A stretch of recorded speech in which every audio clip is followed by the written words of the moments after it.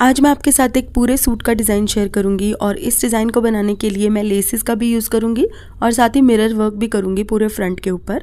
तो सबसे पहले मैंने यहाँ पर ली हैं 2 लेसेस, एक ब्लैक कलर की और एक पिंक कलर की। पिंक कलर वाली जो लेस है ना, इसके ऊपर थोड़े थोड़े से सीक्वेंस लगे हुए हैं जिससे कि हल्की सी शाइन आ रही है इसमें। तो आप अपनी पसंद की कोई भी लेस ले सकते हैं। और इन दोनों लेसेस को मैंने इस तरीके से अटैच कर लिया है। ब्लैक वाली लेस के ऊपर मैंने पिंक को रखा है और अब हमें इसको कुर्ती के फ्रंट पर अटैच करना है।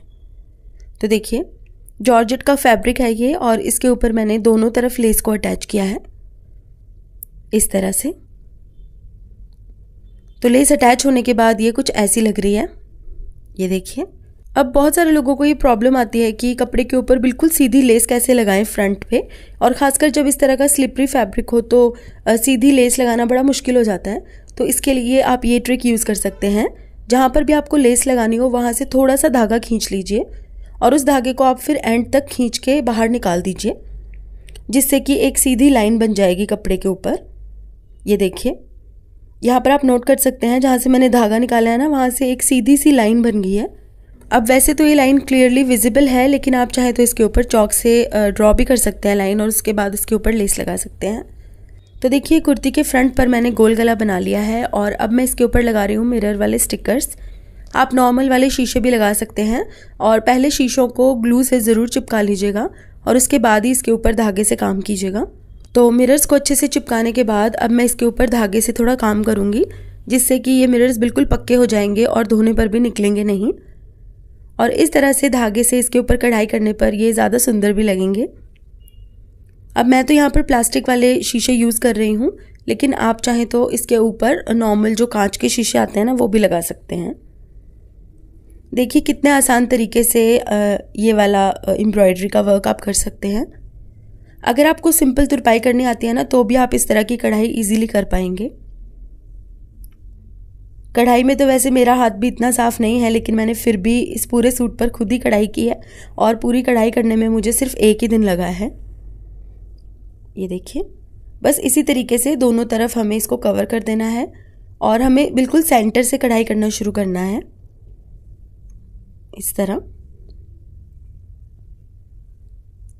कोई भी मोटा धागा आप ले सकते हैं एम्ब्रॉयडरी वाला, और अगर आपके पास एम्ब्रॉयडरी वाला धागा ना हो तो आप सिंपल जो सिलाई करने के लिए धागा यूज़ होता है ना, उसकी 3 से 4 लेयर्स डाल सकते हैं सुई में और उससे भी कढ़ाई कर सकते हैं।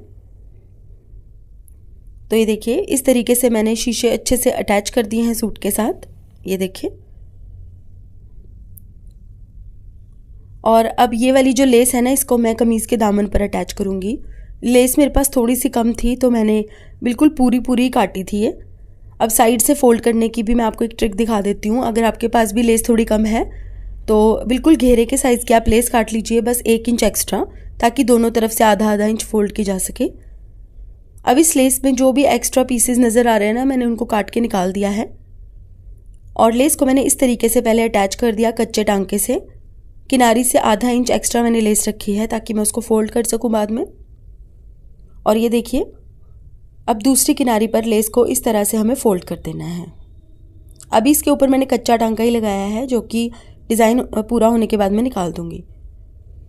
अब इस वाली साइड से भी मैंने लेस को फोल्ड करके सिलाई लगा दी और अब हमें इसके ऊपर सुई धागे से तुरपाई करनी है। ये देखिए, इस तरीके से तुरपाई करने पर बहुत ही फिनिशिंग से लेस अटैच होती है।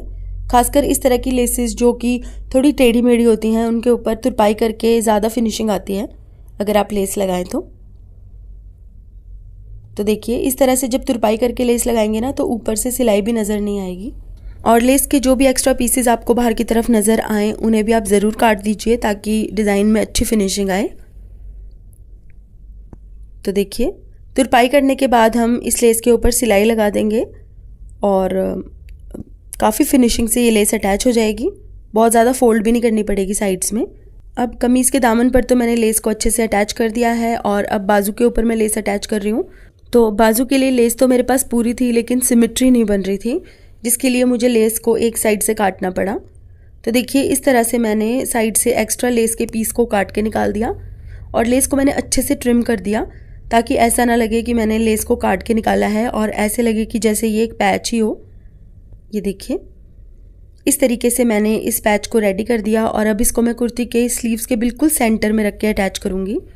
ये देखिए, अटैच करने के लिए सबसे पहली सिलाई तो मैं इसके बीचों बीच लगाऊंगी और उसके बाद मैं इसके कर्व्ड वाले एरिया पे सिलाई लगाऊंगी ऊपर की तरफ। तो साइड में से अच्छे से सिलाई लगा के इस तरह से हमें बिल्कुल हल्के हाथ से लेस को बिना खींचे हुए सिलाई लगानी है, इस तरह। और अब इसको फोल्ड करके हमें इसके ऊपर फिटिंग वाली सिलाई लगा देनी है।